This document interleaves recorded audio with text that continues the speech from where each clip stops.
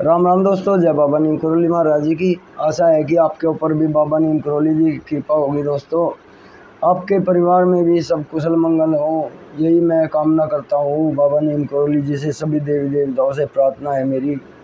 तो दोस्तों, आज मैं आपको बाबा नीम करोली जी की एक और महिमा का वर्णन करूँगा, जिसमें उन्होंने बताया है कि हमें अपने बड़ों का आदर करना चाहिए और बड़ों के घर में रहने से क्या क्या हमें लाभ है, ये उन्होंने बताया है अपनी लीला में।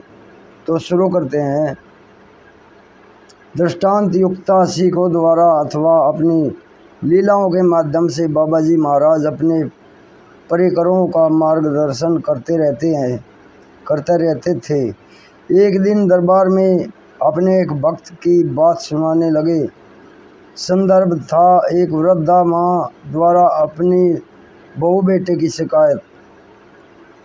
तो बाबा जी कहने लगे, वृद्धा माँ अपने बहू बेटे की शिकायत कर रही थी, तो बाबा जी ने उन्हें एक अपने भक्त की कहानी बताई कि हमारा एक भक्त था, वह रिटायर हो गया था, उसकी पत्नी नहीं थी, उधर तेज स्वभाव की बहू आ गई थी, सो उसने लड़के को भी खिलाफ कर दिया अपने बाप से। अब बुढ़ा एक कमरे में अलग रहकर खुद पकाने खाने लगा, पर दुखी रहता था, हमसे अपनी सब कह देता था। महीनों बाद हम फिर गए तो उसके पास तो देखा बड़ा खुश है बुढ़ा। हमने पूछा तो बोला, महाराज हमने सोचा कि बहू बेटे तो अपने ही हैं, हमने ही इनकी सी करनी चाहिए। सो एक दिन हमने एक साड़ी लाकर बहू को दे दी।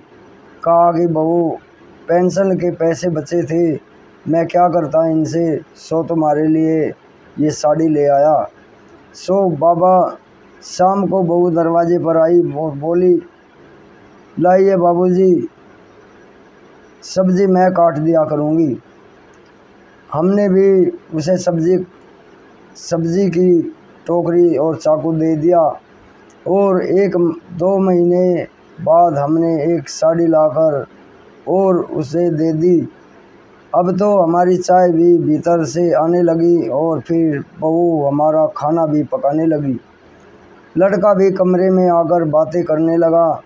फिर एक दिन बोला, 2-2 जगह खाना बनाकर क्या फ़ायदा पापा जी, आप हमारे साथ ही खाना खा लिया करें।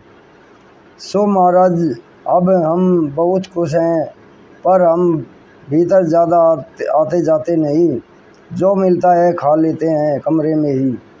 इसके बाद महाराज जी ने मतलब भरी मुस्कुराहट के साथ दरबार में उपस्थित कुछ बूढ़े बुढ़ियों की तरफ देखा और कहा कि बुढ़ा बहुत चालाक था, बहुत चालाक निकला। सास ससुर को लड़के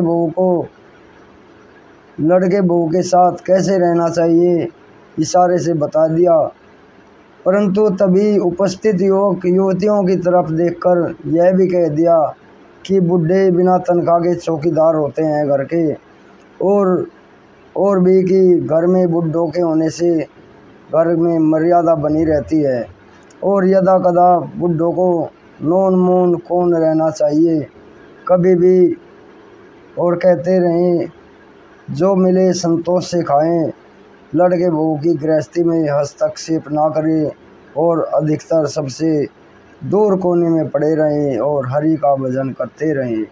राम राम। तो दोस्तों, ये बाबा जी की कही हुई लीला है, उन्होंने अपने भक्त के बारे में बताया। वो तो अपनी लीला सबके आगे प्रदर्शित करते हैं, तो उन्होंने ये की है अपने भक्तों के सामने कि और बताया है कि बड़ों को बच्चों के साथ कैसा व्यवहार करना चाहिए और बच्चों को अपने माँ बाप के साथ, बहू को अपने सास ससुर के साथ कैसा व्यवहार करना चाहिए, यही इसमें बाबा नीम करोली जी ने बताया है। तो दोस्तों, अभी आज्ञा लेता हूँ, फिर अगला कोई वर्णन होगा उसे आपको सुनाऊंगा मैं बाबा नीम करोली जी का, या कोई और धार्मिक होगा।